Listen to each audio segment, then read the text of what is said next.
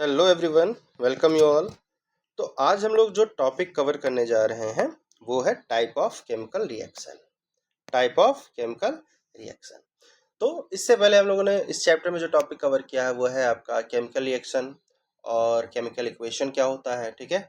और how to balance a chemical equation, और balance करने के जो दो तरीके मैंने बताए थे, एक है ट्रायल एंड एरर मेथड और एक है एबीसीडी मेथड। तो आज हम लोग जो है टाइप ऑफ केमिकल रिएक्शन पढ़ने जा रहे हैं। होता क्या है एक्चुअल में कि जितने भी केमिकल रिएक्शन हमारे आसपास में होते हैं उसको हम किसी स्पेशल प्रॉपर्टीज के बेसिस पे अलग अलग कैटेगरी में डिवाइड कर देते हैं। और इससे में फ़ायदा क्या होता है कि हमको हर एक तरह के रिएक्शन को एक सिस्टमेटिक तरीके से स्टडी करने में हेल्प मिल जाता है और डिटेल स्टडी और हम कर पाते हैं उसके बारे में, ठीक है। तो अगर हम बात करें कि केमिकल रिएक्शन को कितने कैटेगरी में टोटली डिवाइड किया गया है, तो कॉम्बिनेशन मतलब जो कैटेगरीज हैं वो इस तरह से हैं: combination reaction, decomposition, displacement, double displacement. ये टोटल 4 कैटेगरीज हैं जिनमें डिवाइड किया गया है। और एक एक्स्ट्रा कैटेगरी आप कह सकते हैं रेडॉक्स रिएक्शन। एक स्पेशल कैटेगरी है, इसको हम बाद में जानेंगे, लेकिन जो मेन कैटेगरीज हैं वो यही 4 कैटेगरीज हैं: कॉम्बिनेशन, डिकम्पोजिशन, डिस्प्लेसमेंट और डबल डिस्प्लेसमेंट। अब क्यों इस अलग अलग कैटेगरी में रिएक्शन को, मतलब इस तरह के अलग अलग कैटेगरी में डिवाइड किया गया, तो उसके पीछे कुछ वजह है।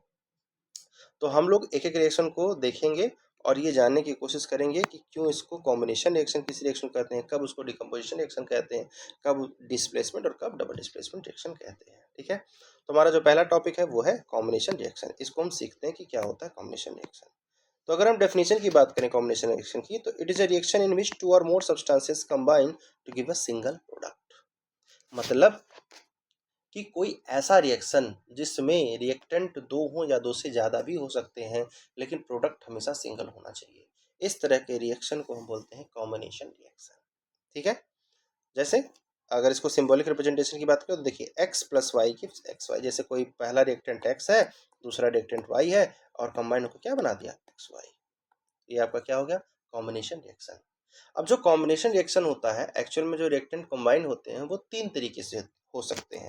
हो सकता है कि एलिमेंट एलिमेंट आपस में कंबाइन होकर कोई प्रोडक्ट बनाए, हो सकता है एलिमेंट कंपाउंड होके कंबाइन होकर आपस में कोई एक सिंगल प्रोडक्ट बनाए, और हो सकता है कंपाउंड कंपाउंड कंबाइन होकर कोई सिंगल प्रोडक्ट बनाए। मतलब कहने का मतलब ये है, कॉम्बिनेशन रिएक्शन के अंदर हम टोटल 3 तरीके से रिएक्शन को देख सकते हैं। और इसके अंदर हम लोग एक एक एग्जाम्पल को भी देख लेंगे, ठीक है। मतलब एक एक, मतलब इस हर एक कैटेगरी के अंदर के एग्जाम्पल्स देख लेंगे ताकि हमको और अच्छे से समझ में आ जाए कि हाँ भाई, एलिमेंट एलिमेंट कंबाइन कैसे करते हैं, कैसे एलिमेंट कंपाउंड कंबाइन कंबाइन करते हैं, और कैसे कंपाउंड कंपाउंड कंबाइन करते हैं।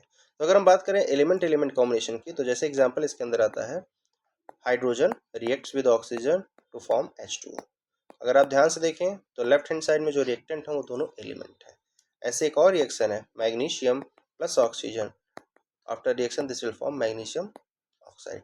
इसमें भी रिएक्टेंट जो है वो एलिमेंट है। देखिए यहाँ पे Mg कैसा एलिमेंट है, मोनोटॉमिक। O2 कैसा एलिमेंट है, डायटोमिक।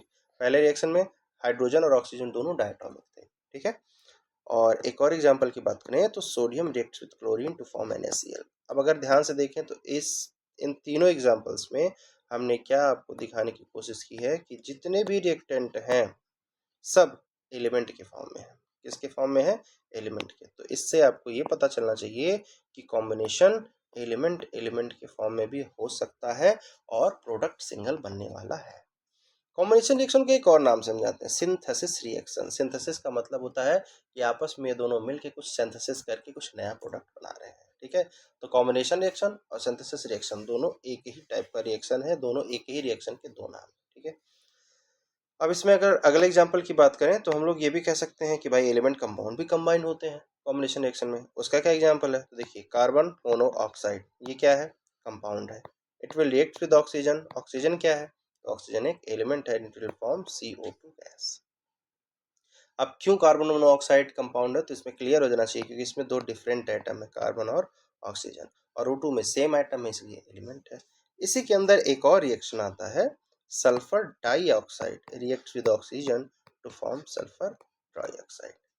मतलब मैंने आपको एलिमेंट और कंपाउंड कॉम्बिनेशन रिएक्शन का भी एग्जांपल बता दिया। तो इस तरह से भी आपके जो कह सकते हैं सब्सटेंसेज हैं जो एलिमेंट और कंपाउंड फॉर्म के होते हैं वो भी कंबाइन होकर कॉम्बिनेशन रिएक्शन करके सिंगल प्रोडक्ट बनाते हैं। तो ये आपका एग्जांपल हो गया कंपाउंड और एलिमेंट कैटेगरी के अंदर। अब अगर कैटेगरी की बात करें कॉम्बिनेशन रिएक्शन की, तो कंपाउंड भी आपस में कंबाइन होते हैं to form a new single substance या न्यू सिंगल प्रोडक्ट। इसके अंदर क्या एग्जांपल है सर? तो इसके अंदर अगर एग्जांपल की हम बात करें तो देखिए यहाँ पे कैल्शियम ऑक्साइड एक कंपाउंड है। It will react with water and it will form a single compound that is CaOH का whole twice। लेकिन इसके साथ में कुछ और भी बनता है, हीट रिलीज होता है। अब हीट कोई कंपाउंड थोड़ी ना है, कंपाउंड कितना बना है? एक ही बना है। इसको हम लोग क्या बोलते हैं? तो इसको हम लोग अगर बोलने की बात करें, इसको बोलते हैं क्विक लाइम। इसको क्विक लाइम बोलते हैं कि कैल्शियम ऑक्साइड बोलेंगे? क्या बोलेंगे?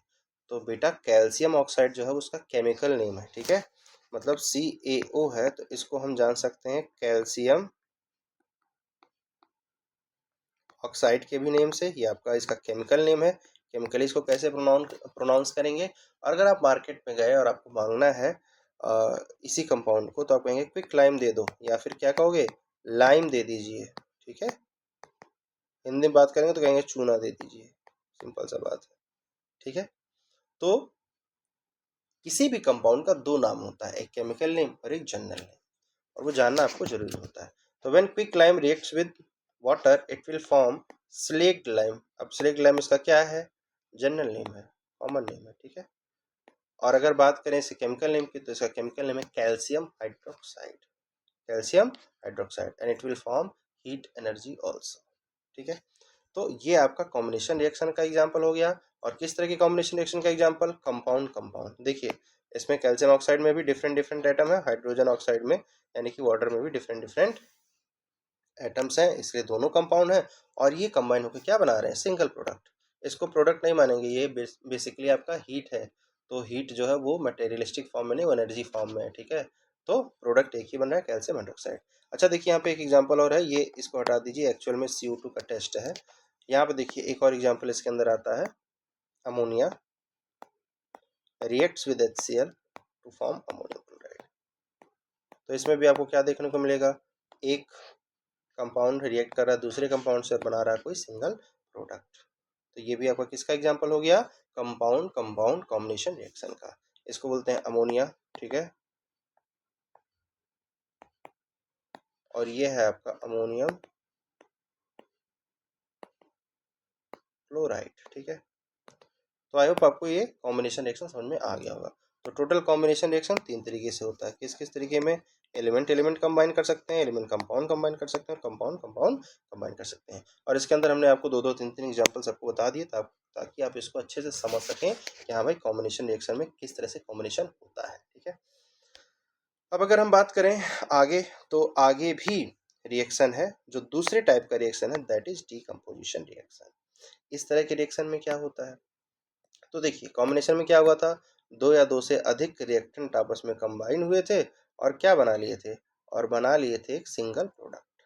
ऐसे ही डीकम्पोजिशन की अगर हम बात करें, तो डीकम्पोजिशन रिएक्शन में होता क्या है कि कोई सिंगल कंपाउंड होता है और किसी भी तरीके से उसको हम ब्रेक कर दें अगर दो या दो से अधिक प्रोडक्ट में, तो हम कहेंगे वो डीकम्पोजिशन रिएक्शन है। इसका जैसे एग्जांपल, जैसे कोई सिंगल कंपाउंड है XY, और अगर हम इसको ब्रेक कर रहे हैं दो डिफरेंट प्रोडक्ट्स में, दो डिफरेंट कंपाउंड्स में, यानी कि जो प्रोडक्ट है वो दो या दो से अधिक है और जो आपका रिएक्टेंट है वो सिंगल प्रोडक्ट है, तो हम इस तरह के रिएक्शन को बोलते हैं डीकम्पोजिशन रिएक्शन।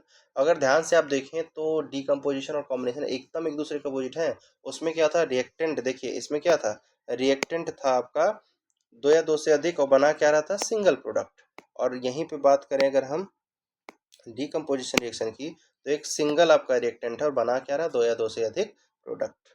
और क्या तरीका होता है कि एक सिंगल रिएक्टेंट से दो या दो से अधिक प्रोडक्ट बनाना? तो तरीका आपका कुछ भी हो सकता है। वो तीन तरीके होते हैं जिससे हम डीकम्पोजिशन करते हैं किसी भी सिंगल रिएक्टेंट सब्सटेंस का into two or more different product substances में। कैसे होता है तरीका? तो तीन तरीके जो है वो डीकम्पोजिशन के, वो क्या है? एक है थर्मल डिकम्पोजिशन, दूसरा है इलेक्ट्रोलिटिक डिकम्पोजिशन, और तीसरा है फोटोलिटिक डिकम्पोजिशन। यहाँ पे देखिए फोटोलिटिक डिकम्पोजिशन, जिसको फोटोलाइसिस भी बोलते हैं। तो क्या होता है इसके अंदर, थर्मल डिकम्पोजिशन का क्या मतलब होता है, इलेक्ट्रोलाइटिक डिकम्पोजिशन का क्या मतलब होता है, फोटोलिटिक डिकम्पोजिशन का क्या मतलब होता है। एक्चुअल में सब्सटेंसेस को अगर हम हीट प्रोवाइड करें और वो ब्रेक डाउन हो जाए दो या दो से अधिक प्रोडक्ट में, जैसे यहाँ पे हीट प्रोवाइड कर रहे हैं यानी कि ये सब्सटेंस हीट को एब्जॉर्व करेगा, यहाँ पे एरो के ऊपर लगा देते हैं हम क्या, सिंबल हीट का। ठीक है, मैंने बताया था ना एरो के ऊपर सिंबल लगाने का मतलब कि सब्सटेंस हीट को एब्जॉर्व करके ही आगे फर्दर रिएक्शन करेगा, और रिएक्शन भी कैसा कर रहा है कि खुद ब्रेक डाउन हो जा रहा है दो या दो से अधिक प्रोडक्ट्स में, और वो प्रोडक्ट क्या है, एक्स है और वाई है। तो जो पहला तरीका है वो है थर्मल डिकम्पोजिशन, यानी कि हीट प्रोवाइड करके किसी भी सब्सटेंस को क्या कर देना, ब्रेक कर देना दो या दो से अधिक प्रोडक्ट्स में। तो इसके अंदर अगर एग्जाम्पल की बात करें तो सबसे पहला और सबसे इंपॉर्टेंट एग्जाम्पल आता है CaCO3। अगर आप इसको हीट प्रोवाइड करेंगे it will break into CaO and CO2 gas. अब भैया CO2 गैस रिलीज हो रहा है, ध्यान से देखिए आप लोग। अब CO2 गैस अगर रिलीज हो रहा है तो CO2 गैस को पहचानने का तरीका मैंने बताया है। अगर आप बर्निंग कैंडल ले जाते हैं CO2 के पास में, CO2 गैस के पास में ले जाएंगे तो बर्निंग कैंडल जो है फ्लेम उसका डिसअपियर हो जाएगा, मतलब कैंडल बुझ जाएगा। क्यों? क्योंकि CO2 गैस जो है वो उस फ्लेम के चारों तरफ उसको कवर कर लेगा और ऑक्सीजन की सप्लाई को ब्लॉक कर देगा, जिसके चलते फ्लेम जो है क्या होने वाला है, फिर आगे फ्लेम बुझ ही जाएगा, जलने वाला नहीं, क्योंकि ऑक्सीजन की सप्लाई ब्रेक हो गई। तो ये तो हो गया CO2 को पहचानने का तरीका। लेकिन अगर हम इस रिएक्शन में देखें तो आपका रिएक्टेंट क्या था, सिंगल था। किसमें टूटा, दो या दो से अधिक प्रोडक्ट में टूट गया। ठीक है, तो किस तरह का रिएक्शन है, डिकम्पोजिशन। और उसमें भी किस तरह का रिएक्शन है, तो थर्मल डिकम्पोजिशन, क्योंकि हमने किस तरह से इसको ब्रेक किया है, हीट प्रोवाइड करके। CaCO3 को क्या बोलते हैं, लाइम स्टोन, जनरल नेम है। अगर केमिकल नेम की बात करें तो वो तो आपको याद होना ही चाहिए, 9th में आप लोगों ने इसको बनाया है। COCO3 is combination of Ca+2 और CO3 पे -2, कैल्शियम कार्बोनेट, कैल्शियम कार्बोनेट। आपको ये जो जनरल नेम है, केमिकल नेम है और केमिकल फार्मूला याद हो जाना चाहिए, अदरवाइज आपको बहुत दिक्कत होगा, एक एक रिएक्शन में आपको प्रॉब्लम होगा। CaO ये क्या है, दैट इज क्विक, और CO2 गैस ये तो आपने देख ही लिया। तो ये हो गया थर्मल डिकम्पोजिशन का एग्जांपल। एक और एग्जांपल देखने इसके अंदर, तो एक और एग्जांपल की बात करें दैट इज FeSO4। अब ये ग्रीन कलर का सब्सटेंस होता है, ठीक है, एक ही यहाँ कर देते हैं, ठीक है। फर्दर हीट करेंगे Fe2O3 plus SO2 plus SO3। देखिए एक चीज़ इसमें ध्यान से समझिएगा, एक्चुअल में कुछ सब्सटेंसेज ऐसे होते हैं जो अगर इनको ओपन एयर में रखें तो ये मॉइस्चर को एब्जॉर्ब करते हैं और अपना फॉर्म और शेप बदल देते हैं। इनमें इन्हीं में से एक सब्सटेंस है FeSO4। FeSO4 अगर जनरली होता है वाइट कलर का, बट अगर हम इसको ओपन एयर में रखें तो ये मॉइस्चर को एब्जॉर्ब करेगा और क्रिस्टल के फॉर्म में कन्वर्ट हो जाएगा। और भी किस तरह के क्रिस्टल के फॉर्म में, तो ग्रीन कलर के क्रिस्टल के फॉर्म में कन्वर्ट हो जाएगा। यानी कि अगर कोई पूछे what is the colour of crystalline FeSO4 या फिर हाइड्रेटेड FeSO4, अच्छा इसमें हाइड्रेटेड मतलब FeSO4 अगर अपने साथ वाटर मॉलिक्यूल को एब्जॉर्ब करता है तो एक जो FeSO4 का मॉलिक्यूल है वो 7 मॉलिक्यूल को एब्जॉर्ब करता है अपने साथ, और कलर जो इसका हो जाता है वो हो जाता है ग्रीन। तो एक्चुअल में हमारे पास जो भी FeSO4 होता है वो क्रिस्टलाइन फॉर्म का ही होता है। तो अगर ग्रीन कलर का सब्सटेंस और इसको हम हीट प्रोवाइड कर रहे हैं, हम थर्मल डिकम्पोजिशन की बात कर रहे हैं, तो पहले तो इसका कलर ग्रीन से चेंज हो जाएगा किसमें, वाइट में। किसमें चेंज हो जाएगा, वाइट में। और फिर फर्दर और हम हीट प्रोवाइड करेंगे कुछ देर के लिए तो Fe2O3 में ब्रेक हो जाएगा, और Fe2O3 का जो कलर होता है वो होता है ब्राउन। कौन सा कलर होता है, ब्राउन। और हमको क्या स्मेल आएगा, बर्निंग ऑफ सल्फर, क्योंकि देखो SO2 और SO3 दोनों गैस रिलीज हो रहे हैं ना। तो ये कैसे फॉर्म होता है, जब सल्फर को बर्न करते हो, तो जब भी ये गैस रिलीज होंगे तो हमको ऐसा लगेगा कि कहीं पे सल्फर जो है वो बर्न हो रहा है। इस तरह से हमको फील आने वाला है इस रिएक्शन के बाद में जब ये गैस रिलीज होंगी। तो इस तरह से FeSO4 जो है वो उसके थर्मल डिकम्पोजिशन के बाद वो फाइनली किस में ब्रेक होगा, तो Fe2O3 जिसका कलर ब्राउन है, SO2 और SO3। यहाँ देखिए, यहाँ पे अपने रिएक्शन को देखना है, ठीक है। इसी के अंदर एक और एग्जाम्पल है, तो वो एग्जाम्पल क्या है, लेड नाइट्रेट एक सब्सटेंस है, PbNO3 का होल नाइट ट्वाइस, ठीक है, लेड नाइट्रेट केमिकल नेम है, ठीक है। अब इसको हीट देंगे तो ये ब्रेक होगा डिफरेंट डिफरेंट कंपाउंड्स में, that is 2PbO plus 4NO2 and plus O। अब देखिए भाई, ये आपके जो है गैसेस है तो ये रिलीज होंगे, ठीक है। पीबीओ जो है एक रेसिड्यू है, और अभी कैसा रेसिड्यू है, तो येलो कलर का रेसिड्यू है, येलो। अब देखिए यहाँ पे येलो कलर से पता ही नहीं चलेगा, तो हम इसको येलो रेसिड्यू, ठीक है। रेसिड्यू का मतलब क्या होता है, रेसिड्यू पीपीटी में थोड़ा सा डिफरेंस होता है। रेसिड्यू का मतलब ये था कि कोई कंपाउंड ऑलरेडी था, उसको जो हमने हीट प्रोवाइड किया तो बाकी चीज़ें तो गैस के फॉर्म में उड़ गई, कुछ चीज़ें नीचे रह गया बॉटम में, ठीक है। और पीपीटी क्या होता है ना, कि जैसे कोई दो लिक्विड टाइप के सब्सटेंस थे और लिक्विड से सॉलिड बन जाना, ठीक है। पीपीटी के फॉर्म में बन के जाके सेमी सॉलिड के फॉर्म में बॉटम पर सेटल हो जाना, वो पीपीटी होता है। तो इसको हम बोलते हैं येलो रेसिड्यू। और दो गैस रिलीज होता है, एक नाइट्रोजन डाइऑक्साइड और एक ऑक्सीजन। नाइट्रोजन डाइऑक्साइड की बात करें तो इसको पहचानने का तरीका होता है कि इसको बोलते हैं ब्राउन फ्यूम्स। ब्राउन फ्यूम्स मतलब हम ये कहेंगे कि जब भी आपका थर्मल डिकम्पोजिशन होगा लेड नाइट्रेट का, तो NO2 गैस रिलीज होगा जिसका कलर होता है ब्राउन, ठीक है। और एक और गैस होता है ऑक्सीजन। तो दोनों को पहचानने का तरीका, तो NO2 को पहचानने का तरीका तो इसके कलर से हो गया कि भाई ब्राउन कलर का हो जाएगा, ठीक है, ब्राउन फ्यूम्स हो जाएगा। और ऑक्सीजन को पहचानने का जो तरीका होता है वो क्या होता है, तो ऑक्सीजन को जो पहचानने का तरीका है वो ये है कि कहीं भी ऑक्सीजन गैस रिलीज हो रहा होगा, उसके सामने बर्निंग मैच स्टिक ले जाएंगे तो उसका फ्लेम और बढ़ जाएगा, क्योंकि ऑक्सीजन की सप्लाई बढ़ गई, बर्निंग और तेज होगा, फ्लेम का साइज बढ़ जाएगा। तो ये तरीका है आपका ऑक्सीजन गैस को पहचानने का। तो आई होप आपको थर्मल डिकम्पोजिशन थोड़ा क्लियर हो गया होगा कि कैसे होता है। थर्मल डिकम्पोजिशन मतलब किसी सिंगल रिएक्टेंट सब्सटेंस को दो या दो से अधिक प्रोडक्ट सब्सटेंसेस में ब्रेक कर देना by which method, by providing heat. और हीट को प्रोवाइड करने के लिए देखिए यहाँ पे सिंबल हमने बना रखा है एरो के ऊपर, ठीक। अच्छा, यहाँ जो एक ऊपर रिएक्शन था कॉम्बिनेशन रिएक्शन के अंदर, ये एक्चुअल में CO2 को पहचानने का एक और तरीका है, CO2 गैस को। एक तरीका तो हमने सीखा था कि एक तरीका हमने सीखा था कि जब भी हम CO2 गैस के सामने कोई बर्निंग मैच स्टिक ले जाएंगे तो बुझ जाएगा, क्योंकि CO2 गैस ब्लॉक कर देगा किसको, सप्लाई को ऑक्सीजन के चारों तरफ। जहां भी बर्निंग मैच स्टिक या बर्निंग कैंडल है उसके चारों तरफ CO2 आ जाएगा और ऑक्सीजन की सप्लाई को ब्लॉक करेगा। एक और तरीका है कि whenever we pass CO2 gas in slaked lime, ये देखिए वाला reaction, whenever we pass CO2 gas in slaked lime, ठीक है, इट विल टर्न मिल्की, क्योंकि यहाँ फॉर्मेशन होता है CaCO3 का और ये पानी के अंदर होता है, ठीक है। तो इसी के चलते मिल्की कलर आता है, मिल्की वाइट कलर, ठीक है। तो ये एक और तरीका हो गया। अच्छा, इसको क्या बोलते हैं, इसको बोलते हैं, इसको एक टेस्ट के नाम से जानते हैं, लाइम वाटर टेस्ट, ठीक है, लाइम वाटर टेस्ट। इस टेस्ट में क्या होता है, इस टेस्ट में ये होता है CO2 का ही टेस्ट होता है कि अगर हम कोई गैस हमारे पास है, हमको जानना है वो CO2 है कि नहीं, तो उसको सेलेक्ट लाइम के अंदर पास करा दीजिए। जैसे आपके पास यहाँ एक टेस्ट ट्यूब है मान लीजिए, ठीक है, आपके पास एक टेस्ट ट्यूब है, इसमें ऑलरेडी आपके पास क्या है, सेलेक्ट लाइम है लिक्विड फॉर्म में। इसमें CO2 गैस पास करा दीजिए। अगर इसका कलर पहले कलरलेस रहेगा, अगर इसका कलर मिल्की वाइट आने लगा तो आप तुरंत समझ जाइएगा कि CaCO3 का फॉर्मेशन हो रहा है, और CaCO3 का फॉर्मेशन हो रहा है यानी कि जो गैस हमने पास किया था वो CO2 गैस था। तो ये भी एक CO2 को पहचानने का तरीका होता है। कॉम्बिनेशन रिएक्शन के अंदर ये नहीं है, ये चीज़ ध्यान रखिएगा, ठीक है। बट इसको ऐसे ही डाल दिया था फर्दर कि ये एक तरीका है ये CO2 गैस को पहचानने का। तो वहाँ तो कॉम्बिनेशन रिएक्शन हो गया। यहाँ पे हमने बात कर लिया डिकम्पोजिशन में पहले टाइप का थर्मल डिकम्पोजिशन का। अब आगे हम चलते हैं और दो और तरीके हैं इसमें किसी भी सिंगल रिएक्टेंट को डिकम्पोज करने का दो या दो से अधिक प्रोडक्ट में।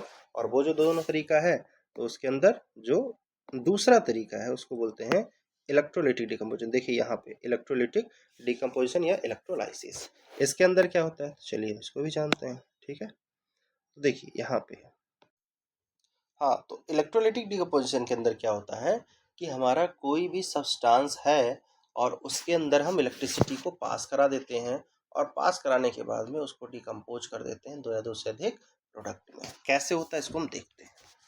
अब अगर इलेक्ट्रिसिटी किसी कंपाउंड के अंदर पास कराना है तो उसके लिए हमको क्या चाहिए, बैटरी का सेटअप चाहिए, इलेक्ट्रोड्स चाहिए जो इलेक्ट्रिसिटी को उस कंपाउंड के अंदर पास करा सकें। तो चलिए हम एक सेटअप ले लेते हैं। मान लीजिए आपके पास कंटेनर है, इसके अंदर हम कोई भी सब्सटेंस डाल देंगे जिसको डिकम्पोज कराना है, ठीक है। और पहली बात तो उसके अंदर हमको क्या डालना है, दो इलेक्ट्रोड जाएगा, ठीक है, दो इलेक्ट्रोड जाएगा। और दोनों इलेक्ट्रोड जो है वो किससे कनेक्ट होंगे, बैटरी से, ठीक है। किससे कनेक्ट होंगे? बैटरी से। एक सेकेंड।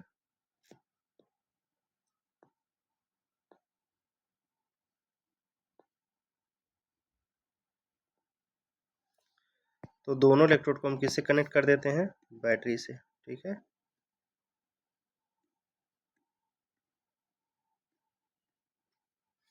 तो अब हम बात करते हैं बैटरी का जो पॉजिटिव टर्मिनल होता है, ये पॉजिटिव है, बड़े वाले टर्मिनल को हम क्या बोलते हैं? Positive terminal.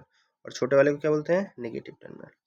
तो जो इलेक्ट्रोड बैटरी के बड़े वाले टर्मिनल से कनेक्टेड होता है, यानी कि पॉजिटिव टर्मिनल से कनेक्टेड होता है, उसको हम लोग क्या बोलते हैं? तो उसको हम लोग बोलते हैं, पॉजिटिव टर्मिनल से जो कनेक्टेड है उसको बोल देंगे हम लोग एनोड।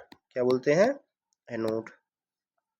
और जो इलेक्ट्रोड नेगेटिव टर्मिनल से कनेक्ट होता है उसको बोलते हैं हम कैथोड।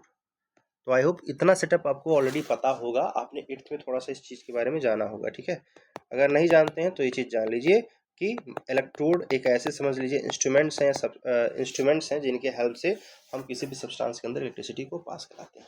अब एक बहुत बड़ा यहाँ पे रिस्क रहता है कि मान लीजिए इलेक्ट्रोड भी तो कोई कंपाउंड है, कोई सब्सटेंस है। अब इसको हमने डिप कर दिया किसके अंदर? उस सब्सटेंस के अंदर जिसके अंदर इलेक्ट्रिसिटी को पास कराना है।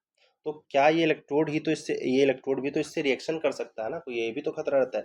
तो नहीं, ऐसा कोई भी दिक्कत नहीं होता, इस चीज़ का ध्यान हमें रखना होता है। हम इसको ग्रेफाइट इलेक्ट्रोड जनरली बनाते हैं, जो कि रिएक्शन बिल्कुल भी इससे नहीं करेगा, बस इसका सिंगल काम है कि इलेक्ट्रिसिटी को पास करा देना। अब यहाँ पे हमने कौन सा कंपाउंड लिया है जिसके अंदर हमको इलेक्ट्रिसिटी को पास कराना है? तो देखिए, हमने आपको जो इलेक्ट्रोलिटिक डिकम्पोजिशन बताया है, बेसिकली 3 सब्सटेंसेस का बताया है। पहला हमने बताया है H2O का, दूसरा बताया है NaCl का, और तीसरा बताया है एल्युमिनियम ऑक्साइड का। मान लेते हैं हम यहाँ पे जो हमारा सब्सटेंस है वो क्या है? NaCl है। क्या है? NaCl। तो इस सब्सटेंस को हमने मान लिया कि ये NaCl है, लेकिन किस फॉर्म में होना चाहिए? मोल्टेन फॉर्म में, क्योंकि मोल्टेन फॉर्म में रहेगा तभी इलेक्ट्रिसिटी हम अच्छे से पास करा पाएंगे। तो जब हम इलेक्ट्रिसिटी इसमें पास कराते हैं मोल्टेन NaCl में, मोल्टेन मतलब लिक्विड फॉर्म में, ठीक है, तो तुरंत जो है NaCl दो डिफरेंट आयंस में ब्रेक हो जाता है। कौन से डिफरेंट आयन में ब्रेक होगा? वो कैटायन और एनायन में ब्रेक होगा, जिससे मिलकर सब्सटेंस बना था। तो ये ब्रेक हो जाएगा Na प्लस और Cl माइनस में। और जैसे ही ये ब्रेक होगा, तो जब आपका क्लोरीन एनायन के फॉर्म में बन गया और मतलब सेपरेट हो गया NaCl में से, तो since it is a negative charge, तो इसके अंदर तुरंत टेंडेंसी आएगी कि पॉजिटिव टर्मिनल की तरफ अट्रैक्ट होगा, भगेगा। ठीक है, तो किधर जाएगा? ये जाएगा एनोड की तरफ। और Na being a positive charge, ये किधर जाएगा? तो ये जाएगा कैथोड की तरफ। और जैसे ही ये एनोड और कैथोड की तरफ जाने का प्रोसेस होगा, तुरंत कैथोड पे और एनोड पे एक रिएक्शन होगा, जिसको हम यहाँ पे लिखते हैं कि कैथोड पे क्या रिएक्शन होगा और एनोड पे क्या रिएक्शन होगा। चलिए, at anode and at cathode क्या क्या चीज़ें होती हैं कैथोड पे और एनोड पे। तो देखिए, कैथोड पे कौन सी चीज़ जा रही हैं? तो कैथोड पे जा रहा है आपका सोडियम। अब सोडियम जब कैथोड पे जाएगा, ध्यान से देखिएगा यहाँ पे, सोडियम जब कैथोड पे जाएगा तो सोडियम के पास क्या है? पॉजिटिव चार्ज है। पॉजिटिव चार्ज होने का मतलब क्या होता है कि भैया सोडियम के पास एक इलेक्ट्रॉन की कमी है। आपको पता होना चाहिए कि सोडियम का जो इलेक्ट्रॉनिक कन्फिग्रेशन होता है 281। अगर ये अपना इलेक्ट्रॉन लूज करता है तभी इस पे सोडियम पे पॉजिटिव चार्ज आता है। तो जब ये जाएगा कैथोड के पास, और कैथोड इलेक्ट्रॉन रिच जो है वो टर्मिनल से जुड़ा हुआ है, यानी कि नेगेटिव टर्मिनल से जुड़ा हुआ है, यानी कि पूरा कैथोड के पास बहुत सारा इलेक्ट्रॉन है। तो जब Na इसके पास जाएगा तो कैथोड एक्चुअल में करता क्या है? इसको इलेक्ट्रॉन प्रोवाइड करवा देता है, और सोडियम जो कि आयन के फॉर्म था, अब एटम के फॉर्म में धीरे धीरे धीरे धीरे किसके ऊपर? कैथोड के ऊपर डिकम्पोज होना स्टार्ट हो जाएगा। डिकम्पोज मतलब इस कैथोड के ऊपर डिपॉजिट होना स्टार्ट हो जाएगा, डिकम्पोज तो हो ही चुका है। ठीक है, तो कैथोड के ऊपर धीरे धीरे Na क्या होगा? डिपॉजिट होना स्टार्ट हो जाएगा। वहीं अगर अच्छा, ये एनोड की बात हो रही है ना, चलिए यहाँ पे बदल दीजिए, कैथोड पे जाएगा ना Na, तो इसको कैथोड लिख दीजिए, ये कैथोड पे जा रहा है। ठीक है, ये कैथोड कर दीजिए, और एनोड को हम क्या कर देंगे? नीचे कर देंगे। ठीक है, तो एनोड पे अलग रिएक्शन होगा। Na being a positive charge, ये कैथोड की तरफ जाएगा। ठीक है, अगर वहीं बात करें किसकी? अगर वहीं बात करें क्लोरीन की, तो ये कैसा चार्ज है, नेगेटिव चार्ज है। नेगेटिव चार्ज किसकी तरफ जाएगा, पॉजिटिव टर्मिनल की तरफ। और जब ये क्लोरीन पॉजिटिव टर्मिनल की तरफ जाएगा तो क्लोरीन एक पॉजिटिव टर्मिनल है, यानी कि यहाँ पे इलेक्ट्रॉन की कमी है, तो ये क्लोरीन से कहेगा कि आप अपना इलेक्ट्रॉन मुझे दे दीजिए, और क्लोरीन अपना इलेक्ट्रॉन उस पॉजिटिव टर्मिनल को दे देगा। अब अगर देखिए ध्यान से, यहाँ पे एक एटम गया है, देखिए यहाँ एक एटम गया है, एक अपना इलेक्ट्रॉन लूज कर दिया और एटम के फॉर्म में, मतलब पहले तो आयन गया है ना, एटम के फॉर्म में वहाँ पे फ्री होने की कोशिश करेगा। लेकिन आपको ये पता होना चाहिए कि क्लोरीन जो होता है वो कभी भी एटम के फॉर्म में नहीं रहता, वो मॉलिक्यूल के फॉर्म में रहता है, CO2 के फॉर्म में रहता है। तो अब होगा क्या कि दो क्लोरीन जाएंगे, CO2 को फॉर्म बनाएगा, दो इलेक्ट्रॉन रिलीज होगा और ये क्लोरीन गैस के फॉर्म में यहाँ पे फ्री होने लगेगा। ठीक है, यानी कि एनोड टर्मिनल पे क्लोरीन जो है वो गैसेस फॉर्म में रिलीज होने लगेगा। ठीक है, तो ये किस तरह का डिकम्पोजिशन हो गया, इलेक्ट्रोलिटिक डिकम्पोजिशन, जिसमें हमको क्या मिला, कैथोड पे मिला हमको सोडियम और एनोड पे क्या मिला, क्लोरीन गैस के फॉर्म में मिल गया। यानी कि कैथोड पे हमको सोडियम मिल गया और एनोड पे हमको क्लोरीन गैस के फॉर्म में मिल गया। यानी कि जो हमारा NaCl था वो बेसिकली होल हम बात करें, जब हमने इलेक्ट्रोलाइसिस करवाया, इलेक्ट्रोलाइसिस का मतलब क्या हो गया कि इसमें इलेक्ट्रिसिटी को पास करवाया, तो इसका इलेक्ट्रोलिटिक डिकम्पोजिशन हो गया और फिर break down in to different substances.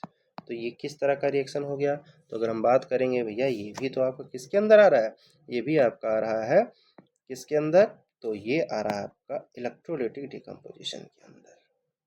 ठीक है, तो आई होप इसका जो है आपको समझ में आ गया होगा रिएक्शन की क्या है, कैसे है। ठीक है, तो इसके अंदर एक और एग्जांपल है एल्युमिनियम ऑक्साइड का। ठीक है, ये एल्युमिनियम ऑक्साइड का इलेक्ट्रोलाइसिस करेंगे तो एल्युमिनियम और ऑक्सीजन में ब्रेक होगा।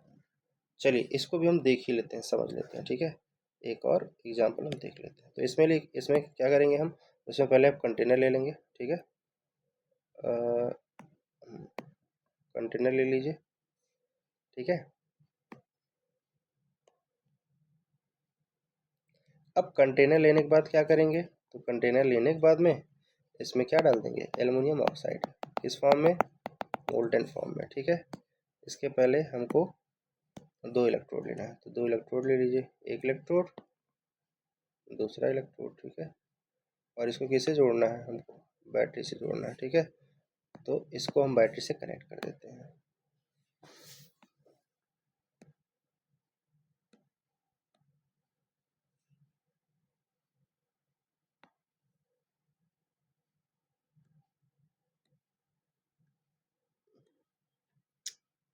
देखिए यहाँ पे देते हैं बैटरी। अब ये टर्मिनल कौन सा है, पॉजिटिव टर्मिनल, ये टर्मिनल कौन सा है, नेगेटिव। पॉजिटिव टर्मिनल को क्या बोल देंगे हम, हमारा जो पॉजिटिव टर्मिनल से जुड़ा हुआ इलेक्ट्रोड है वो क्या हो जाएगा, एनोड। क्या हो जाएगा, एनोड। और जो नेगेटिव टर्मिनल से जुड़ा है वो क्या हो जाएगा, कैथोड। ठीक है, किसका हम लोग इलेक्ट्रोलाइसिस करने जा रहे हैं, किस सब्सटेंस का, तो वो है आपका एल्युमिनियम ऑक्साइड। ठीक है, यहाँ पे एल्युमिनियम ऑक्साइड है। ठीक, Al2 Al2O3। जैसे ही इलेक्ट्रिसिटी पास कराएंगे, एल्युमिनियम +3 के फॉर्म में, ऑक्सीजन -2 के फॉर्म में टूट जाएगा। एल्युमिनियम बीइंग अ पॉजिटिव किधर जाएगा, कैथोड की तरफ, ऑक्सीजन किधर जाएगा, एनोड की तरफ। और एक रिएक्शन होगा कैथोड पे भी और एनोड पे भी। कैथोड पे क्या होगा रिएक्शन, तो इसको हम लोग सीख लेते हैं, और एनोड पे क्या होगा रिएक्शन, इसको भी हम लोग सीख लेते हैं। ठीक है, तो कैथोड पे होगा क्या, एल्युमिनियम जा रहा है, एल्युमिनियम कहेगा कि भैया मेरे पास 3 इलेक्ट्रॉन की कमी है, आप एक इलेक्ट्रॉन रिच इलेक्ट्रोड हो तो मुझे 3 इलेक्ट्रॉन्स दे दो। दे भी देगा आपका इलेक्ट्रोड, और एल्युमिनियम एटम के फॉर्म में डिपॉजिट होने लगेगा किस पे, इस वाले इलेक्ट्रोड पे, यानी कि कैथोड पे। वहीं एनोड पे ऑक्सीजन गैस जाएगा तो कहेगा कि आप एक इलेक्ट्रॉन जो है डेफिशिएंट इलेक्ट्रोड हो, क्योंकि आप पॉजिटिव टर्मिनल से जुड़े हो, तो आप मेरा इलेक्ट्रॉन आप ले लीजिए। और यहाँ पे 2 एक्सेस इलेक्ट्रॉन है तो 2 इलेक्ट्रॉन लूज करेगा। लेकिन अब ऑक्सीजन एटम के फॉर्म में तो रहेगा नहीं, तो आपके 2 ऑक्सीजन एटम आने हैं, तब ये O2 के फॉर्म में रिलीज होगा, और यहाँ पे आपका 2 की बजाय 4 इलेक्ट्रॉन हो जाएगा, डबल हो जाएगा ना।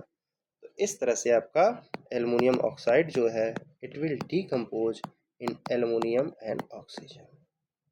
ठीक है, और यहाँ पे हुआ क्या है, तो इलेक्ट्रोलाइसिस। ठीक है, इलेक्ट्रोलाइसिस होकर इस फॉर्म में कन्वर्ट हो गया। तो आई होप आपको इलेक्ट्रोलाइटिक डिकम्पोजिशन समझ में आ गया होगा। अब बात करें हम, तो तीसरा जो टाइप होता है फोटोलिटिक डिकम्पोजिशन। कुछ सब्सटेंसेज ऐसे होते हैं जिनको अगर आप सनलाइट में रखते हैं, ठीक है, तो आफ्टर गेटिंग सनलाइट उससे जो हीट मिलता है, उस सनलाइट जो मिलता है उससे वो डिकम्पोज हो जाते हैं दो डिफरेंट प्रोडक्ट्स में। उसके एग्जाम्पल क्या है?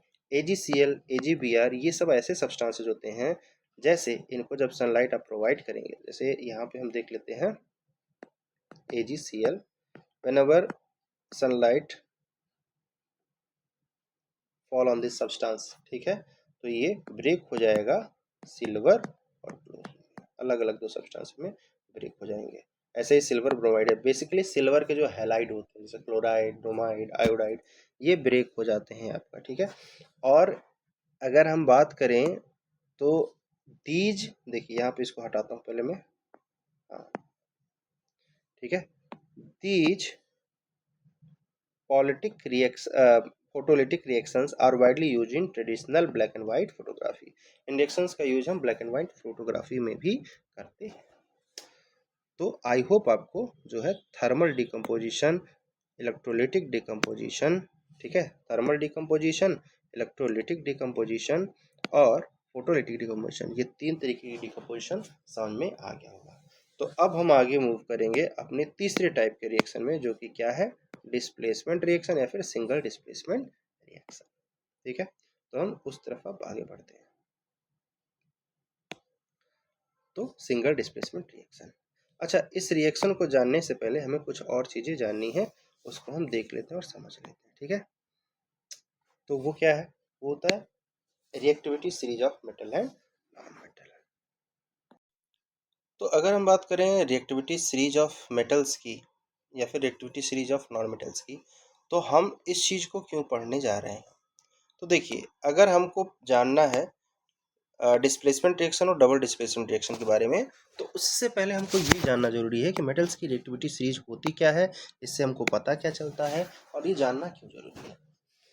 तो basically reactivity series of metals is an order of metals जिसमें हम ये समझ सकते हैं कि कौन सा मेटल कितना ज़्यादा रिएक्टिव है। अब इस ऑर्डर में अगर हम ध्यान से देखें तो जो सबसे ऊपर मेटल है वो बहुत ज़्यादा रिएक्टिव है। बहुत ज़्यादा रिएक्टिव मतलब क्या होता है? बहुत ज़्यादा रिएक्टिव का मतलब होता है कि वो रिएक्शन करने के लिए बहुत ही ज़्यादा, कह सकते हैं कि किसी भी रिएक्शन को स्टार्ट करने के लिए बहुत ही ज़्यादा एग्रेसिवली जो है वो रेडी रहता है, ठीक है, किसी भी रिएक्शन को स्टार्ट करने के लिए। क्यों रेडी रहता है? ऐसा क्या चीज़ होता है कि बहुत ज़्यादा रिएक्शन करने के लिए, स्टार्ट करने के लिए रेडी रहता है? तो अगर ध्यान से देखें तो ये सारा राज जो है इनके इलेक्ट्रॉनिक कन्फिग्रेशन में छुपा है।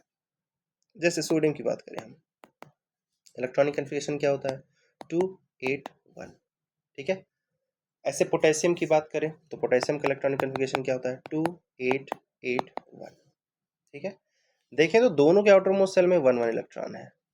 अब आपने क्लास 9th में पढ़ा होगा, जिस भी एलिमेंट के आउटर मोस्ट सेल में 4 इलेक्ट्रॉन से कम होगा, इलेक्ट्रॉन को अपनी लूज करने की टेंडेंसी रखते हैं। लूज करने का मतलब इलेक्ट्रॉन को किसी दूसरे ऐसे एलिमेंट को देना चाहेंगे जो इलेक्ट्रॉन को गेन करना चाहे, और जल्दी से जल्दी अपने इलेक्ट्रॉन को देके अपना ऑक्टेट कन्फिग्रेशन। ऑक्टेट कन्फिग्रेशन क्या होता है? जैसे देखिए, अगर ये 1 1 हटा दिया हमने, तो अब इनका जो है आउटर मोस्ट सेल में क्या हो गया? 8 इलेक्ट्रॉन हो गया। तो स्टेबल हो जाएंगे। स्टेबल मतलब अब किसी से भी रिएक्शन करना नहीं चाहेंगे। रिएक्शन करने का मतलब किसी को भी इलेक्ट्रॉन देना या लेना नहीं चाहेंगे। तो जितना कम रहेगा इलेक्ट्रॉन, उतना ही इजीली इलेक्ट्रॉन को लूज कर पाएंगे ये एलिमेंट। तो जिनके भी आउटर मोस्ट सेल में 1 इलेक्ट्रॉन है, ये तो बात क्लियर है कि बहुत इजीली इलेक्ट्रॉन को लूज कर पाएंगे, और बहुत इजीली लूज कर पाएंगे यानी कि बहुत रिएक्टिव होंगे, बहुत जल्दी रिएक्शन करेंगे, ठीक है। तो इस तरह से हम कह सकते हैं कि जिस भी मेटल के आउटर मोस्ट सेल में आपका 1 इलेक्ट्रॉन है, वो तुरंत के तुरंत अपने क्या करेगा? इलेक्ट्रॉन को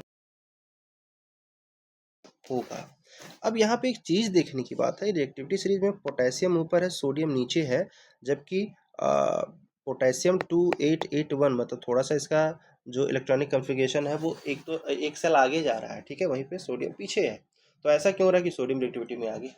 तो रिएक्टिविटी डिसाइड करने का सिर्फ यही फैक्टर नहीं है कि आउटर मोस्ट सेल में कितने इलेक्ट्रॉन है, इसमें और भी कई फैक्टर होते हैं, जैसे एटॉमिक साइज, मतलब जो एटम बनेगा इसका साइज क्या है, एटॉमिक रेडियस से ही साइज डिसाइड होता है, ठीक है।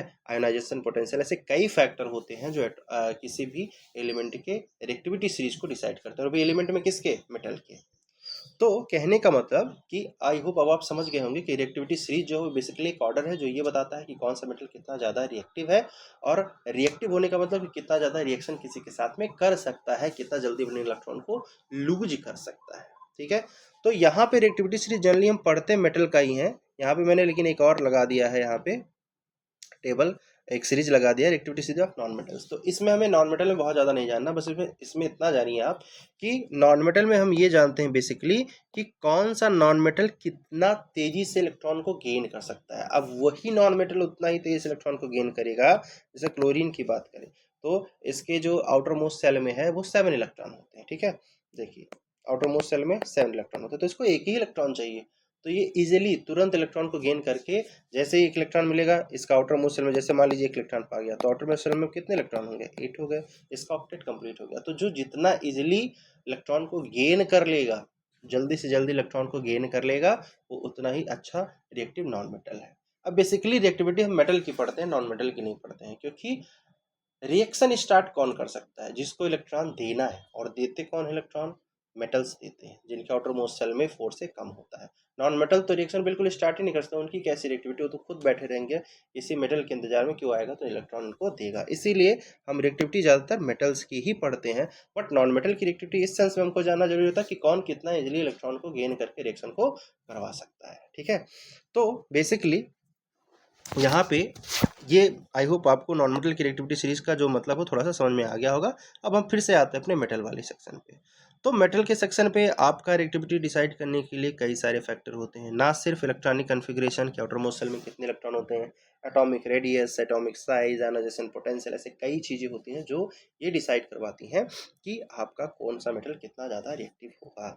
अब ये जो आपका मेटल का ऑर्डर मैंने आपको दिखाया है, यहाँ पे देखिए स्क्रीन पे जो दिख रहा है आपको लेफ्ट हैंड साइड में यहाँ पर, ठीक है, ये जो आपको ये मेटल का जो ऑर्डर दिख रहा है यहाँ पे, ठीक है, इस ऑर्डर में अगर आप देखें तो सबसे ऊपर क्या है, तो सबसे ऊपर जो है वो पोटेशियम है, सबसे ऊपर क्या है, पोटेशियम, उसके बाद क्या है, सोडियम, फिर कैल्शियम, फिर मैग्नीशियम, फिर एल्युमिनियम, जिंक, आयरन, ठीक है, टीन, ठीक है, और लेड, हाइड्रोजन, हाइड्रोगेरियम मतलब मरकरी, कॉपर, अर्जेंटम मतलब आपका होता है सिल्वर, एयू मतलब ऑरम आपका हो गया गोल्ड, और प्लेटिनम। भैया सिंबल आपको याद होने चाहिए, अदरवाइज बहुत दिक्कत होगा। सिल्वर और केमिकल फार्मूला कैसे बनता है, और केमिकल फार्मूला बनने के बाद में केमिकल कंपाउंड्स का केमिकल नेम और जनरल नेम, इतनी चीज़ें याद होंगी तो आपको क्लास 10 की केमिस्ट्री अच्छे से समझ में आएगी, नहीं तो हर एक स्टेप में आपको कन्फ्यूजन होगा, ठीक है।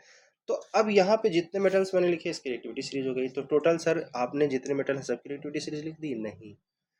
अगर हम टोटल बात करें तो 1995 नोन मेटल्स हैं, सबकी रिएक्टिविटी सीरीज अगर हम बनाने लगेंगे तो एक बहुत बड़ा रिएक्टिविटी सीरीज बन जाएगा, बट यहाँ पे हमने उन्हीं मेटल्स की रिएक्टिविटी सीरीज को लिखा हुआ है जिनका रिएक्टिविटी सीरीज पढ़ना बहुत ज़्यादा ज़रूरी है, मतलब जिनकी रिएक्टिविटी सीरीज को हमको जानना ज़रूरी है, जो बार बार हमारे रिएक्शन में इस्तेमाल होने वाले हैं, उन्हीं का बस मैंने रिएक्टिविटी सीरीज लिखा है, ठीक है। तो इसलिए जितने भी मेटल्स यहाँ पे लिखे हुए हैं, जिनकी भी रिएक्टिविटी सीरीज लिखी हुई है, ये बहुत इंपॉर्टेंट मेटल्स हैं, इनका बार बार जो है हमारा इस्तेमाल होगा किस में, रिएक्शन में, ठीक है।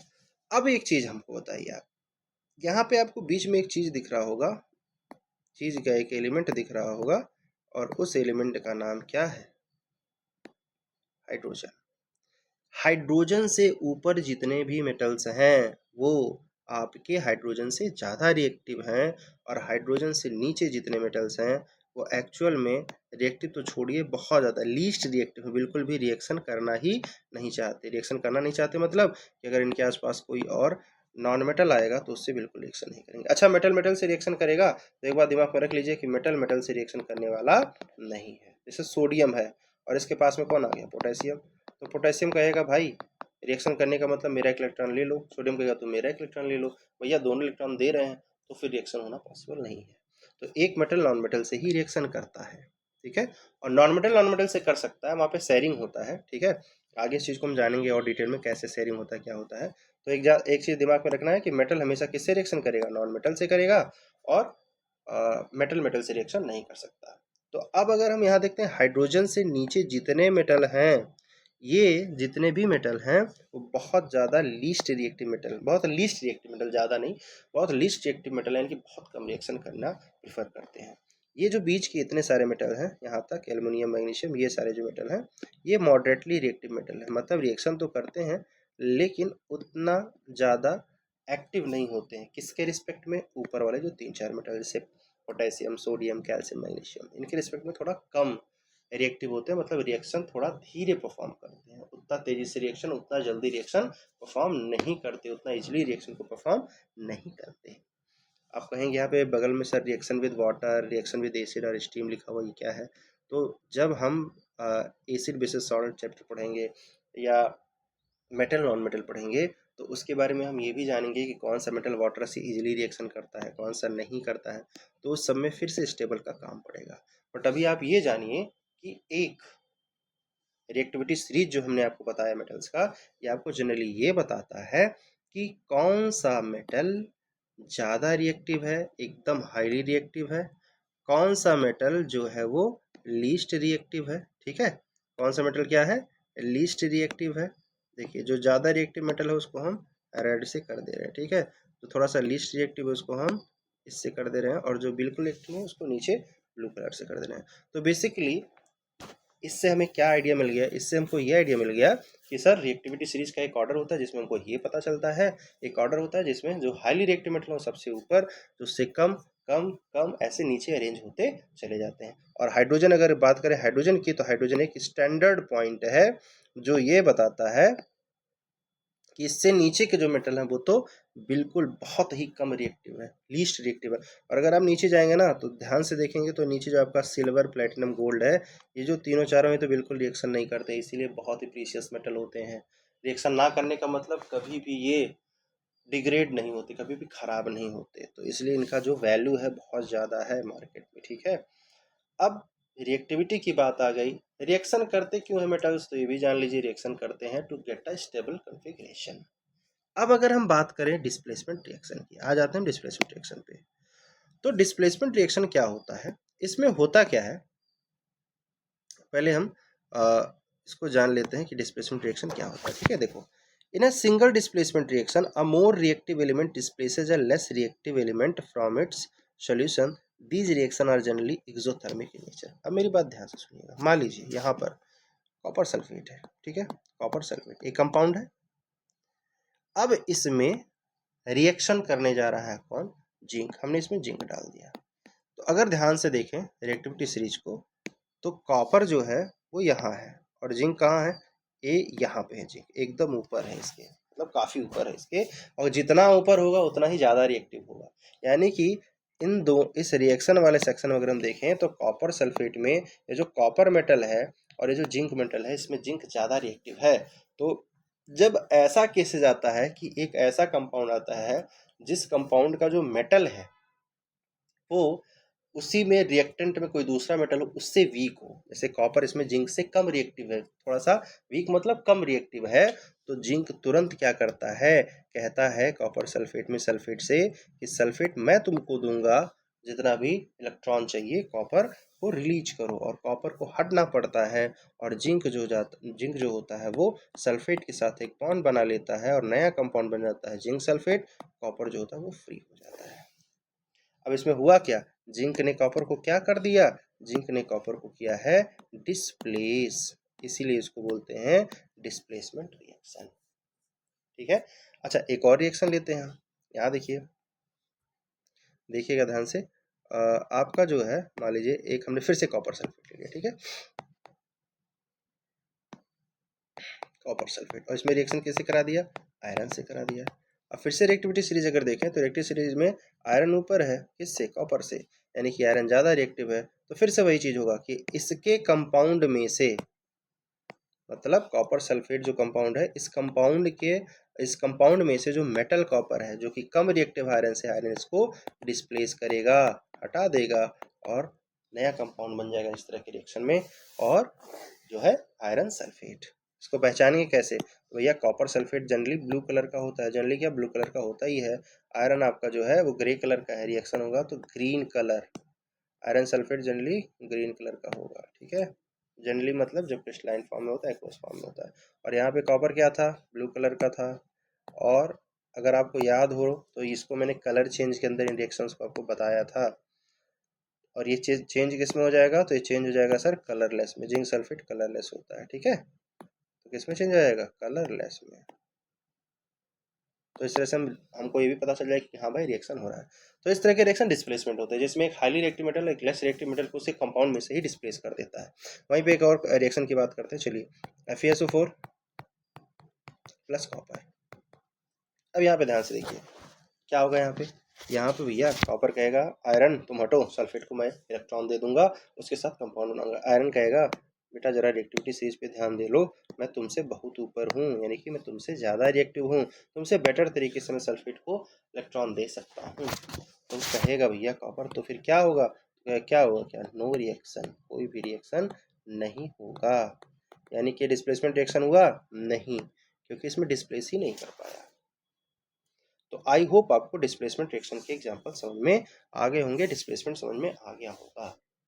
इसमें होता क्या है, इसका जनरल फॉर्म अगर मैं जैसे आपको एक बना के दिखा दूं कि कैसे इसको जनरली रिप्रेजेंट करते हैं, तो इस तरह से रिप्रेजेंट करते हैं। देखिएगा, देखिए होता क्या है कि इसमें एक कंपाउंड है XY और कोई कंपाउंड और आया Z, इससे रिएक्शन किया, X जो कि मेटेलिक है उसको हटा दिया, ZY बना दिया, X को डिस्प्लेस कर दिया। तो इस तरह के रिएक्शन को हम बोलते हैं कि सर इस तरह का रिएक्शन जो है वो डिस्प्लेसमेंट रिएक्शन के अंदर आ जाएगा। इसी को सिंगल डिस्प्लेसमेंट भी बोलते हैं। सिंगल डिस्प्लेसमेंट क्यों बोलते हैं? क्योंकि इसमें एक सिंगल मेटल को एक दूसरे सिंगल मेटल ने डिस्प्लेस कर दिया है। आगे आई होप अब आपको ये चीज़ सिंगल डिस्प्लेसमेंट समझ में आ गया होगा। जब ये आगे हम डबल डिस्प्लेसमेंट पढ़ेंगे ना, तो आपको ये जस्टिफाइड लगेगा कि इसको भाई सिंगल डिस्प्लेसमेंट क्यों बोल रहे थे हम, ठीक है।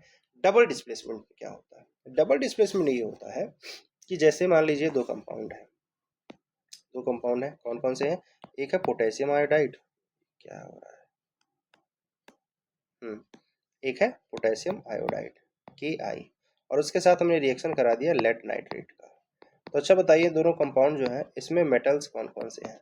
तो पहले कंपाउंड में मेटल है पोटेशियम, दूसरे कंपाउंड में मेटल है Pb। अब अगर रिएक्टिविटी सीरीज की बात करें तो Pb और पोटेशियम में कौन ज़्यादा रिएक्टिव है? अरे भाई भी कोई पूछने वाली बात है, पोटेशियम बहुत ज़्यादा हाईली रिएक्टिव, सबसे ज़्यादा रिएक्टिव। Pb कहाँ रहा है? बहुत नीचे आ रहा है। तो भैया एक चीज़ क्लियर है कि पोटेशियम कहेगा कि Pb तुम हट जाओ, मैं नाइट्रेट के साथ बॉन्ड बनाऊंगा। Pb कहेगा मैं कहाँ जाऊँ? तो कहेगा ठीक है मैं जा रहा हूँ, मैं यहाँ तो आयोडाइड के साथ जुड़ा था, आयोडाइड छोड़ रहा हूँ, तुम आयोडाइड के साथ बॉन्ड बना लो। तो होता क्या है, दो दो बार डिस्प्लेसमेंट होता है, ठीक है। मतलब यहाँ पे पोटेशियम का भी डिस्प्लेसमेंट हो रहा है अपने प्लेस से KI में से, और लेड का भी डिस्प्लेसमेंट हो रहा है। अच्छा यहाँ किसका डिस्प्लेसमेंट हो रहा था? सिर्फ कॉपर का। अगर इसमें देखें सिंगल डिस्प्लेसमेंट में तो सिर्फ कॉपर का हो रहा था, जिंक तो किसी कंपाउंड से डिस्प्लेस हुआ ही नहीं, जिंक तो फ्री था। तो यहाँ पे डबल डिस्प्लेसमेंट इसीलिए इसका नाम हो गया है, क्योंकि एक दो अलग अलग कंपाउंड और दोनों में से मेटल डिस्प्लेस हो रहे हैं। तो अब यहाँ देखिए क्या होगा, पोटेशियम कहेगा मैं नाइट्रेट के साथ बनाऊंगा, तो बनाएगा KNO3। अच्छा क्यों नाइट्रेट के साथ KNO3 बना? क्योंकि पोटेशियम पे +1 होता है, नाइट्रेट पे -1 होता है, ये जुड़ के बन गए KNO3। ये PbNO3 का ट्वाइस क्यों बना था? क्योंकि भैया Pb पे +2 होता है, नाइट्रेट पे -1 होता है, 1 यहाँ आएगा 2 यहाँ आएगा, तो बन जाएगा PbNO3 का होल ट्वाइस। ये लगातार मैं आपको बताते चल रहा हूँ बीच बीच में, लेकिन आपको ये चीज़ सीखना पड़ेगा, एक बार फिर से आप फार्मूला सीख लीजिए, ठीक है। तो आपका कंपाउंड क्या बनेगा? आपका कंपाउंड जो बनेगा वो क्या बन रहा है, इसको मैं हटा देता हूँ, ठीक है। आपका जो कंपाउंड बन रहा है वो बन रहा है KNO3 तो बनेगा ही, और इससे पहले क्या बन जाएगा? PbI2। चलिए इसको हटा देते हैं, इसको बाद में लिखते हैं, पहले आप बना देते हैं हम लोग PbI2, क्योंकि भाई अब लेड के पास क्या ऑप्शन बचा है? आयोडीन के साथ कंपाउंड बनाने का, क्योंकि यहाँ पोटेशियम नाइट्रेट के साथ जुड़ गया। और एक्चुअली में PbI2 जो होता है वो LOPPT बनाता है। कौन सा PPT बनाता है? LOPPT, ठीक है। इसको पूरा हम LO कर देते हैं भैया, LOPPT बनाता है, ठीक है। तो ये डबल डिस्प्लेसमेंट का एग्जाम्पल हो गया। तो किस तरह का रिएक्शन हो गया? Double displacement reaction. एक और रिएक्शन हम देखते हैं, ठीक है। कॉपर सल्फेट, कलर क्या है? ब्लू कलर का। अच्छा इन दोनों में कलर क्या था? तो दोनों कलरलेस थे। Lead nitrate generally white colour का हो गया मान लीजिए, लेकिन ये तो कलरलेस होगा आपका, ठीक है। तो आपका ये व्हाइट कलर का पीपीटी बन गया। अब एक देखिए कॉपर सल्फेट कंपाउंड है, एक्वस सॉल्यूशन, ठीक है, और इस कॉपर सल्फेट में हम एक गैस पास कराते हैं hydrogen sulphide and this will form CuS plus H2SO4। तो ये भी डबल डिस्प्लेसमेंट के अंदर आएगा, क्योंकि देखिए यहाँ पे कॉपर और हाइड्रोजन एक दूसरे को डिस्प्लेस कर रहे हैं, सल्फेट के साथ हाइड्रोजन आ गया और कॉपर आ गया इसके साथ में। ये किस तरह का हो गया, ये जो आपका ब्लैक पीपीटी हो गया। किस तरह का पीपीटी हो गया, ब्लैक पीपीटी, ठीक है। ओ, तो ये हो गया आपका ब्लैक पीपीटी, ठीक है। तो ये बार बार पीपीटी बन रहा है, इसका क्या मतलब है। अच्छा, एक रिएक्शन और हम देख लेते हैं, इसके बाद मैं इसका मतलब आपको बताता हूँ। क्या रिएक्शन इसके अंदर देखना है, इसके अंदर हमको देखना है, देखिए यहाँ पे BaCl2 बेरियम क्लोराइड, ठीक है, barium chloride reacts with H2SO4 and it will form BaSO4 plus 2HCl। BaSO4 white PPT, कौन सा पीपीटी है ये, व्हाइट पीपीटी है, ठीक है।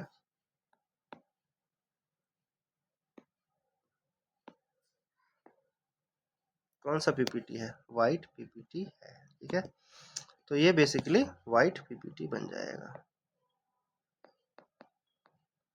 तो इससे हमको क्या पता चल रहा है कि डबल डिस्प्लेसमेंट में मेटल्स का दो बार डिस्प्लेसमेंट होता है, और साथ में क्या हो जाता है, और साथ में हम देख रहे हैं कि बार बार इसमें क्या बन रहा है, प्रिसिपिटेट बन रहा है। बार बार इसमें क्या बन रहा है, तो प्रेसिपिटेट बन रहा है, ठीक है। और ये जो प्रेसिपिटेट होता है ये क्या होता है, तो ये बेसिकली सेमी सॉलिड सब्सटेंसेज होते हैं जो किसी भी जो टेस्ट ट्यूब है जिसमें हम परफॉर्म कर रहे हैं रिएक्शन को, उसके बॉटम में जाके सेटल हो जाते हैं, ठीक है। तो इससे हमको ये पता चलता है कि जनरली जो डबल डिस्प्लेसमेंट रिएक्शन होता है जिसमें दो दो मेटल डिस्प्लेस होते हैं अपने कंपाउंड से, वो जनरली पीपीटी फॉर्मेशन रिएक्शन होता है, ठीक है। मतलब क्या फॉर्म होता है, बार बार पीपीटी फॉर्म हो रहा होता है, ठीक है। जैसे यहाँ देखिए ये है, यहाँ पे व्हाइट पीपीटी, यहाँ पे येलो पीपीटी, ठीक है। यहाँ पे देखिए AgCl भी एक रिएक्शन है, इसमें भी व्हाइट पीपीटी आएगा, इसमें ब्लैक पीपीटी आ रहा है। तो ये अगर कोई पूछता है what is the another name of double displacement reaction, तो हो गया पीपीटी फॉर्मेशन रिएक्शन होते हैं, ठीक है, प्रिसिपिटेट को फॉर्म करते हैं। कोई पूछेगा कौन से रिएक्शन होते हैं जिसमें जनरली पीपीटी फॉर्म होता है, तो आपको तुरंत आंसर देना है डबल डिस्प्लेसमेंट, ठीक है। और न्यूट्रलाइजेशन रिएक्शन क्या होता है, तो न्यूट्रलाइजेशन आप पहले की क्लासेस में भी पढ़े होंगे कि जब एसिड एक, जैसे HCl एक एसिड है, बेस से रिएक्ट करता है तो क्या बनाता है, एक सॉल्ट बनाता है, एक वाटर बनाता है, ठीक है। सॉल्ट बनाएगा और वाटर बनाएगा, इस तरह के रिएक्शन को हम क्या बोलते हैं, न्यूट्रलाइजेशन। और न्यूट्रलाइजेशन रिएक्शन भी क्या होते हैं, पीपीटी फॉर्मेशन रिएक्शन भी पीपीटी, NaCl भी पीपीटी बनेगा। और इसीलिए न्यूट्रलाइजेशन रिएक्शन भी किस तरह के होते हैं, डबल डिस्प्लेसमेंट टाइप के रिएक्शन होते हैं। तो आई होप अब आपको समझ में आ गया होगा कि सिंगल डिस्प्लेसमेंट और डबल डिस्प्लेसमेंट में क्या अंतर होता है। एक बार फिर से मैं क्विक रिव्यू कर दे रहा हूँ। सिंगल डिस्प्लेसमेंट में सिर्फ कंपाउंड में से एक सिंगल मेटल डिस्प्लेस होता है। डबल डिस्प्लेसमेंट में दो कंपाउंड होते हैं, दोनों में से मेटल डिस्प्लेस होकर आपस में प्लेस को चेंज करते हैं। जैसे देखिए पोटेशियम जो है वो यहाँ आ गया था नाइट्रेट के साथ, और लेड कहाँ चला गया था, आयोडीन के साथ। तो इस तरह से आपका डबल डिस्प्लेसमेंट रिएक्शन हो जाता है। तो हम इसमें क्या क्या सीखें एक बार इसको रिकॉल कर लेते हैं। पहले तो रिएक्टिविटी सीरीज हमने जान लिया, ठीक है। और रिएक्टिविटी के बाद में सिंगल डिस्प्लेसमेंट में हाईली रिएक्टिव मेटल किसी कंपाउंड में से लेस रिएक्टिव मेटल अगर है तो उसको डिस्प्लेस कर देगा, और अगर नहीं है तो नहीं भी कर पाएगा। देखिए यहाँ पे जैसे इस रिएक्शन में कॉपर कहा हटिए आयरन से, आयरन कहा I am more reactive than you, कैसे मैं हटूंगा यहाँ से, तो कॉपर डिस्प्लेस नहीं कर पाया इसलिए रिएक्शन नहीं हुआ। अच्छा, डबल डिस्प्लेसमेंट में क्या हो गया, डबल डिस्प्लेसमेंट हो गया रिएक्शन। अच्छा, इसके कॉमन फॉर्म की बात करें तो इस तरह से रिएक्शन को समझ सकते हैं। देखिए XY प्लस, इस तरह समझ लीजिए XY प्लस AB AB। तो यहाँ पे क्या होगा, मान लीजिए ये मेटल है, इसमें ये मेटल है, तो X चला जाएगा यहाँ और A चला जाएगा यहाँ, ये क्या बना देगा, AY प्लस XB। और इस तरह के रिएक्शन को बोलते हैं हम डबल डिस्प्लेसमेंट रिएक्शन। तो डबल डिस्प्लेसमेंट रिएक्शन में जनरल फॉर्म ये हो गया समझने के लिए। एक चीज़ ध्यान रखिएगा, पीपीटी हमेशा फॉर्म होगा और न्यूट्रलाइजेशन रिएक्शन डबल डिस्प्लेसमेंट के अंदर आते हैं। तो इस तरह से जो है हमने रिएक्शन के जो टोटल 4 टाइप्स हैं, देखिए 4 टाइप्स क्या क्या थे रिएक्शन के, कॉम्बिनेशन, डिकम्पोजिशन, डिस्प्लेसमेंट और डबल डिस्प्लेसमेंट को सीख लिया। अच्छा, एक बहुत फेमस क्वेश्चन है कि पूछता है why combination reaction is opposite of decomposition reaction. तो इसको आप एक्सप्लेन करिए दिखा के, देखिए कॉम्बिनेशन रिएक्शन में general form x plus Y equal to X Y इस तरह से होता है, जिसमें two or more reactants combine to form a single product. और इसी का जस्ट उल्टा होता है डिकम्पोजिशन रिएक्शन में। इसमें होता क्या है कि a single product breaks down in two or more different, a single reactant breaks down in two or more products. अब वो किस तरीके से ब्रेक होता है, तो या तो हीट प्रोवाइड करके होगा तो उसको थर्मल डिकम्पोजिशन कहेंगे, इलेक्ट्रोलाइसिस से मतलब इलेक्ट्रिसिटी पास करा के होगा तो बोलेंगे इलेक्ट्रोलाइटिक डिकम्पोजिशन। और अगर किस मेथड से होता है, अगर लाइट से होता है मतलब सनलाइट डाल के होता है उसको डिकम्पोज करते हैं तो उसको हम बोल देते हैं कौन सा मेथड, तो इसको बोल देते हैं फोटोलिटिक डिकम्पोजिशन। और फोटोलिटिक डिकम्पोजिशन का ब्लैक एंड व्हाइट फोटोग्राफी में इस्तेमाल होता है। ठीक है, तो इस तरह से आपको ये मैंने बता दिया रिएक्शन। अब हमको जो अगला टॉपिक पढ़ना है, देखिए एक रिएक्शन यहाँ पे बचा हुआ है रेडॉक्स रिएक्शन। और रेडॉक्स रिएक्शन को जानने से पहले हमको जानना पड़ेगा कि ऑक्सीडेशन और रिडक्शन क्या होता है। तो चलिए हम लोग ऑक्सीडेशन और रिडक्शन के बारे में सीखते हैं। ठीक है, चलिए ऑक्सीडेशन रिएक्शन जान लेते हैं क्या होता है।